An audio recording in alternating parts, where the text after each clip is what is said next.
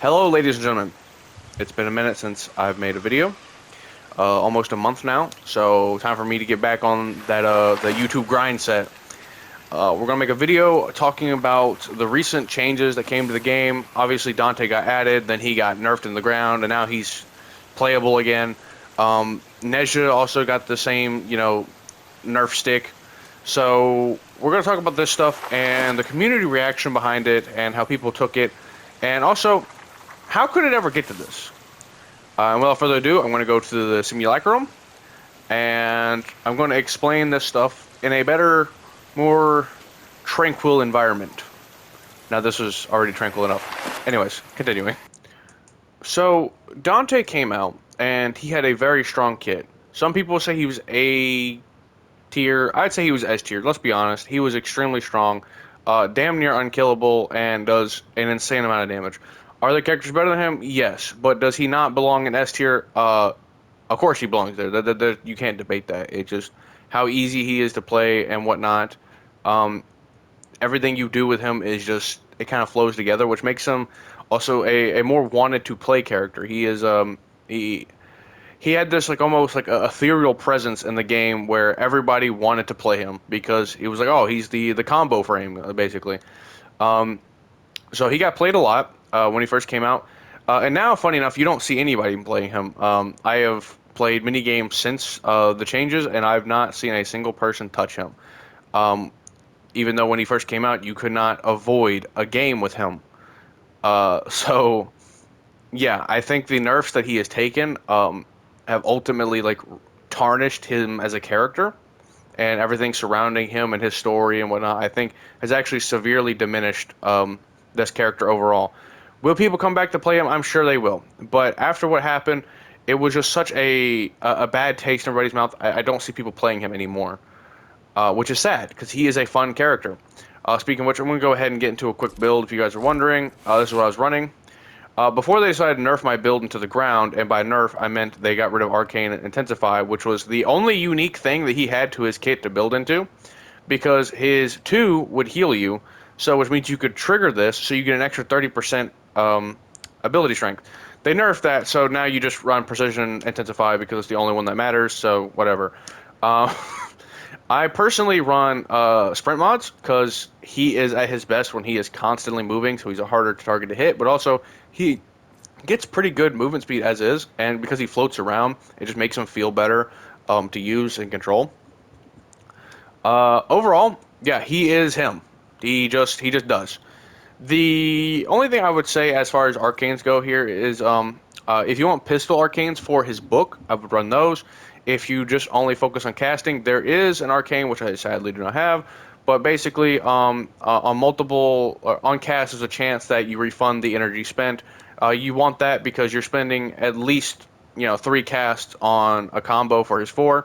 So you have your 2-3, 3-2, 2-2, 3-3, and then his 4. That's a 3 point or it's a 3 cast combination, which means I think I maxed out. It's like a 60% chance that one of those is going to be refunded, which is pretty high to be fair. So that would be the only arcane I would say really slot in here that would make much sense. Outside of that, he is a pretty viable frame. He still is pretty good after the changes, but it wasn't the changes to him that made him good. It was the changes to line of sight.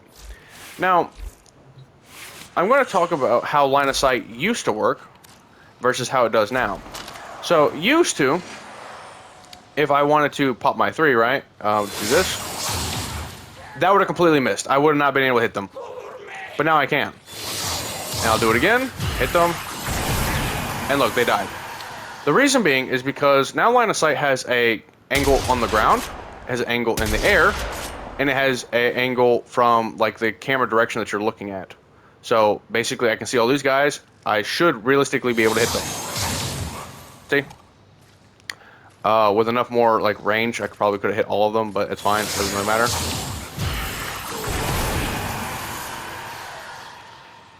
Point is, it used to be only on the ground. So, meaning if you were at a slight incline like this, you would not be able to hit any of them.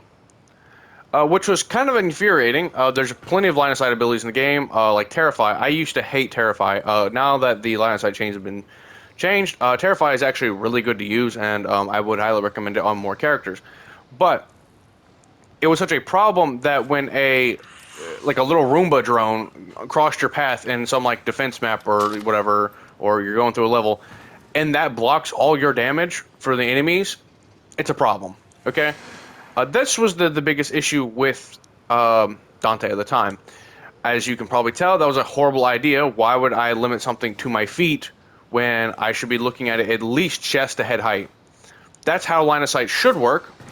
But also, it was there to block people from being able to just, like sit behind a wall and, just do that, which you can't do that. So, basically, the line of sight changes have been fixed. This is good. It's a net positive for the entire game. But again, it still left a bad taste in Dante's mouth. I'm sure you guys have all seen the Brozime clip where he's sitting behind a desk and he casts his ability and it does nothing. That is unacceptable. And I don't know who the fuck at DE thought that was a genius idea. They said it was a mistake and that was never supposed to go live, which is fucking horseshit. Let's be honest. There is no way you did not play test that. You did not spend like the 5 minutes necessary to find out maybe this is going to be a bad idea if we roll this out. So clearly somebody is either wanting the downfall of DE or just somebody hates the fucking game so much who works there and let that happen. There really is no obvious explanation because all you had to do was play test the game. That's all you had to do. Just play the game. And you would have known it was bad. Which is, I guess, in my next issue. I've recently seen Cool Kid talk about it. Maybe you guys know him from doing the videos where he talks about, facts and features you didn't know that were in Warframe. Or even Tactical Potato talked about it like, guys, we shouldn't send death threats. That's kind of fucked up. And yeah, that is kind of fucked up.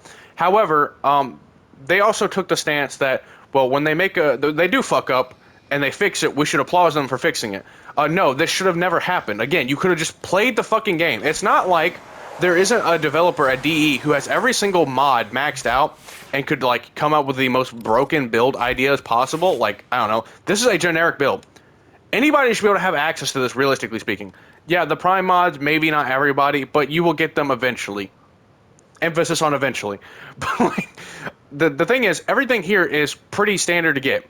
I have nothing out of the ordinary that's, like, super crazy. And they couldn't even play test this. This is where we have an issue.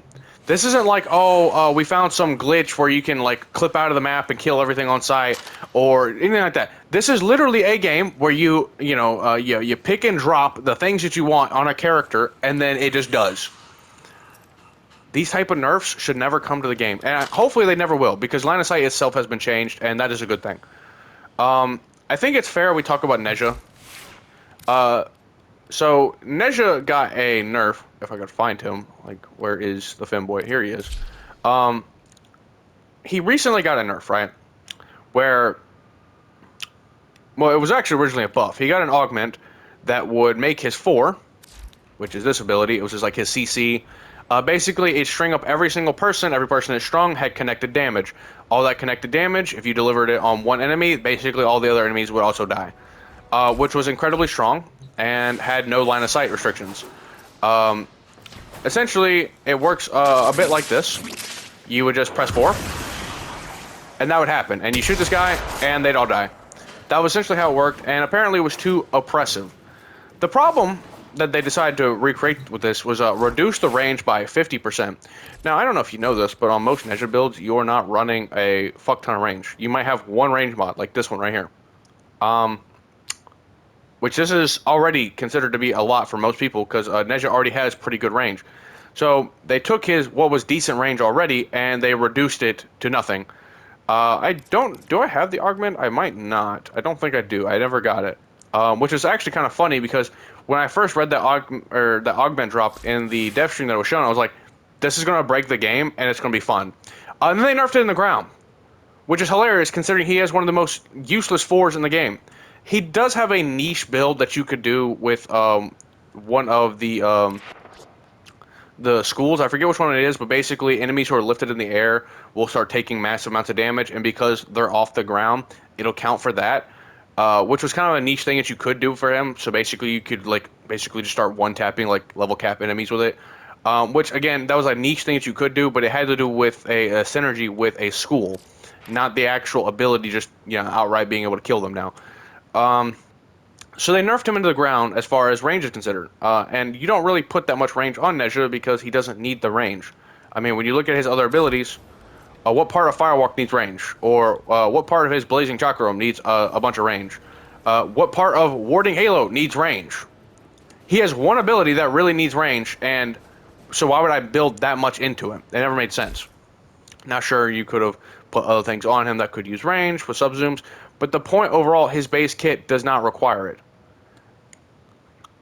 This is an issue. It just objectively is an issue. So why would you nerf him this fucking hard when he's already kind of a niche character? Yeah, there's way better tanks. I could just play Revenant if I just wanted to tank. He's not even the best tank in the game. So why nerf his kit that, like, he does something extremely well and let's nerf it in the ground? Of course, we can always go back to, Ember, how she got nerfed in the ground because she could kill level 40 enemies too fast. Genius idea there, DE. But overall, I don't think nerfing isn't the issue here. It is how the nerfs roll out. Again, people do not playtest this shit, and it makes no sense.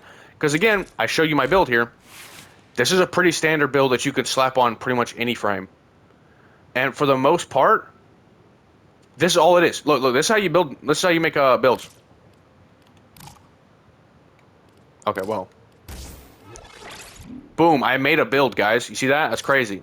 That's all building is. You drag and drop a mod into a slot, and then it does the thing. Nobody could have playtested this. Nobody playtested this. And to be honest, it didn't need the damage multiplier on it. Like, the augment has a damage multiplier, so enemies strung up take more damage. It never needed that. As long as you just linked the damage to every enemy affected, that would have been enough. You didn't need it, so it just one-shot somebody on like a one-slash proc. You just link the damage overall. You didn't need to add multipliers, but they decided to reduce the range on it to the point where it just became useless. You had to start running like max range Neja if you wanted to make any use out of his 4, which, sorry to tell you, but his 4 is not his best ability. It was always his 3. His 3 is his best ability by far. Some people might say Blazing Chakram's pretty good, and I would agree. This is a good ability. But for the most part, nobody would tell you that 4 was his best ability. It's good, but it was never good. It was never great, I should say. CC is fine, but why have CC when I could just kill them outright? And not to mention, Exos enemies ignore this shit anyways, which are like the only enemies that you really need to even really focus on.